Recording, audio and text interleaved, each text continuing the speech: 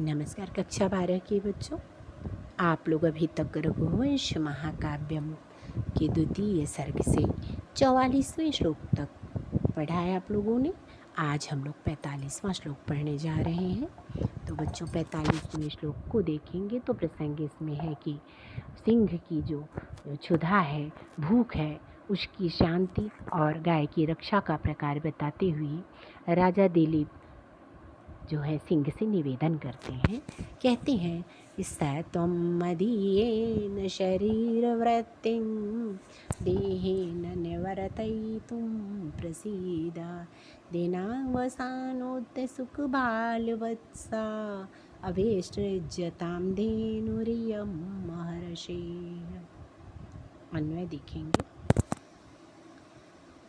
स त्वं मदीयेन देहेन शरीरवृत्तिं, वह तुम, स तुम, वह तुम, राजा दिलीप सिंह से कहते हैं कि वह तुम मेरे शरीर से, मदीयेन देहेन, मेरे शरीर से अपनी क्षुधा को शांत करने की कृपा करो। शरीर वृत्तिम निवर्तयितुं प्रसीद, तो अपने जो है भूख को मिटाने की कृपा करो। दिनावसानोत सुख बालवत्सा इयं महर्षि धेनु विस्तृज्यताम, अर्थात कह रहे हैं कि मुझे खा लो। सीधे कहने का मतलब राजा दिलीप सिंह से कह रहे हैं कि अपने शरीर की क्षुधा शांत कर लो, अर्थात मुझे खा लो।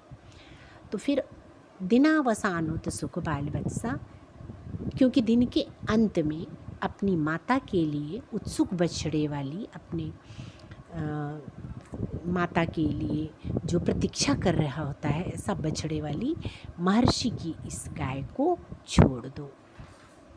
अर्थ को फिर से देखेंगे। कहने का मतलब राजा दिलीप सिंह से कहते हैं कि वह तुम, यानी कि पास में आए हुए जानवर को खाकर निर्वाह करने वाले तुम मेरे शरीर से अपना जीवन निर्वाह यानी का अपने भोजन की पूर्ति कर लो, अपने पेट को भर लो और दिन के अंत में अपनी माता की प्रतीक्षा करने वाले बछड़े की, महर्षि की इस गाय को छोड़ दो। कहने का मतलब कि दिन के अंत में जो बछड़ा अपनी माँ की प्रतीक्षा कर रहा होगा, ऐसी इस महर्षि की धेनु को छोड़ दो और मेरी शरीर से अपनी क्षुधा की शांति कर लो। ठीक है। काठिन्य निवारण में देखेंगे। सत्वम मतलब वह तुम मेरे पास आए हुए, मदेन देहेन मेरे शरीर से शरीर वृत्तिम जीवन निर्वाह निवर्तयितुं संपादित करने के लिए, प्रसिद्ध का अर्थ होता है कृपा करो। दिनावसानोत सुख बालवत्सा, यानी दिन के अंत में जिसका छोटा सा बछड़ा प्रतीक्षा कर रहा होगा अपनी माँ का, प्रसिद्ध विसर्जताम छोड़ दो। भावार्थ देखेंगे बच्चों संस्कृत। त्वं मदेन शरीरेण क्षुधा शांतिं कृत्वा मयि प्रसीद इमां धेनुं मुञ्च यतो अस्याः वत्स आश्रमे बद्ध बुभुक्षितः आस्ते। तो अगला श्लोक आप लोग देखेंगे।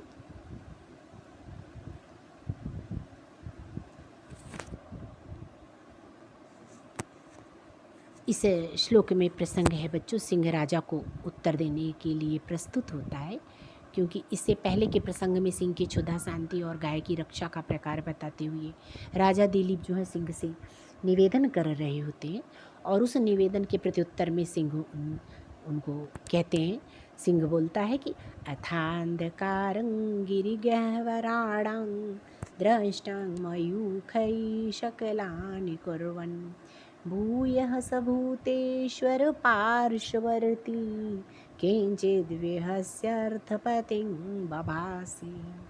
अन्वय देखेंगे। अथ भूतेश्वर पार्श्ववर्ती सह गिरिगह्वराणां दृष्टा मयूखैः शकलानि कुर्वन् किंचित् विहस्य अर्थपतिं भूयः बभाषि।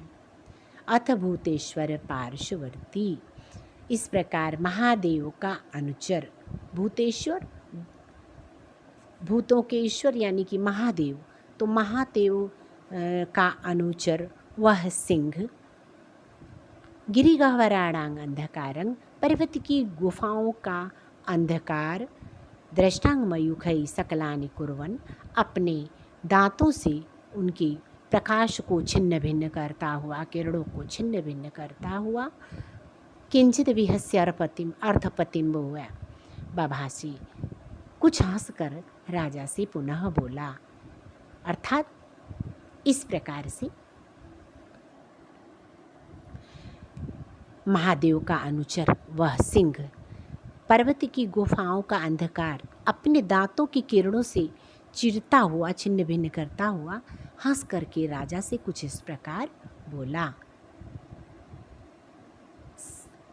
इसमें काठिन्य में देख लें, अर्थ मतलब होता है राजा के कहने के बाद भूतेश्वर पार्श्ववर्ती शिव जी का अनुचर गिरिगह्वराणां, पर्वत की गुफाओं का, ठीक है, दृष्टांग मयूखै, दांतों की किरणों से, शकलानी कहते हैं टुकड़े टुकड़े करना, किंचित का अर्थ है थोड़ा, बेह से हंसकर, अर्थपति राजा को कहते हैं बच्चों, बभाषे मतलब बोला। संस्कृत अर्थ देखेंगे। भावार्थ, गवार्थे स्वतनु परित्यक्तम उद्यतम नृपम दृष्ट्वा सिंहः पुनरपि किंचित विहस्य तं प्रत्युवाच। तस्य कथनकाले दन्तेभ्यः महती द्वितीयः समुत्पन्न, या पर्वतगुहायां सकलम अंधकारम खंडशः कृतवती इत्यर्थ। तो आगे अगला श्लोक आप लोग देखेंगे बच्चों, इसको देख लेंगे ध्यान से और इसको अपनी कॉपी पर कर भी लेंगे। तो अगला श्लोक आप लोग देखेंगे।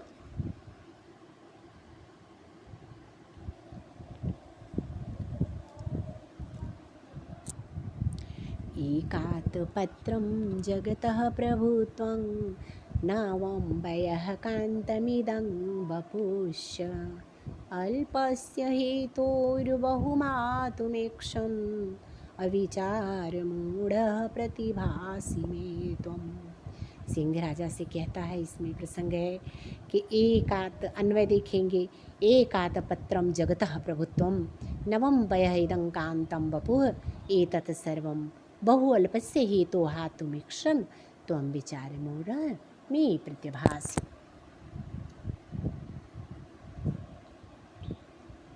तो इस श्लोक का में सिंह कह रहा है राजा दिलीप से कि एकात पत्रम जगतः प्रभुत्वम, एक छत्र संसार का राज्य, एकात पत्रम एक छत्र, प्रभुत्व राज्य, एक छत्र संसार का राज्य, नवम वय नई युवावस्था, इदं कांतम बपु, इदम यह, कांतम बपु मतलब सुंदर शरीर, एतत् सर्वम ये सारी चीज़ें, क्या क्या, एक छत्र संसार का राज्य और नवीन युवावस्था और ये सुंदर शरीर, तो इन सब बहुतों को, एतत् सर्वम बहु, इन सारी चीज़ों को, अल्पस्य हेतोः थोड़ी सी बात के लिए, हातुमीक्षण आप छोड़ना चाहते हो, त्वं विचार मूढ़म में प्रतिभास, अतः आप मुझे मूर्ख प्रतीत होते हो। सिंह राजा से कह रहा है बच्चों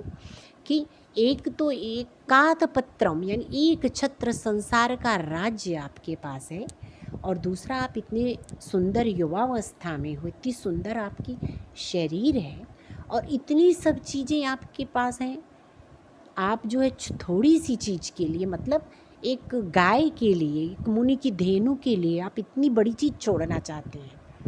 तो आप तो मुझे भाई अपने कार्य के विषय में एकदम से मूढ़ प्रतीत होते हैं कि आप जैसा मूर्ख कोई नहीं जो इतनी चीज़ों के लिए, एक चीज़ के लिए, एक गाय के लिए इतनी चीज़ों को जो है छोड़ दे, तो आप तो मुझे मूर्ख प्रतीत होते, ऐसा कहते हैं। तो सिंह कहता है। काठिन्य देखेंगे बच्चों इसमें निवारण। तो देखिए शब्दार्थ, एकात पत्रम होता है एक छत्र राज्य, एक छत्र, प्रभुत्व कहते हैं राज्य को, नवम वय नई अवस्था यानी युवावस्था जो होती है, कांतम बपु सुंदर शरीर, अल्पस्य ही तो थोड़े के लिए, बहु मतलब बहुत सी वस्तुओं को, हातुम यानी कि छोड़ने के लिए इच्छा इच्छा रखते हो, विचार मूढ़ का अर्थ है कि विचार शून्य प्रतिभासी, मुझे तो विचार शून्य लगते हो।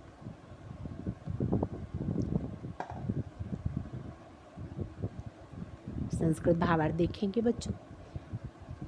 राजन एक शत्रं जगतः स्वामित्वं यौवनं सुंदरम शरीरम च अल्प प्रयोजनात् त्यक्तुम अभिलषत्वम मम मूर्खः प्रतीयसे।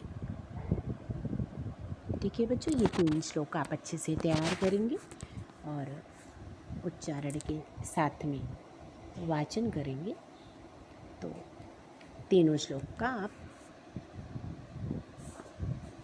अर्थ काठिन्य सब तैयार करेंगे।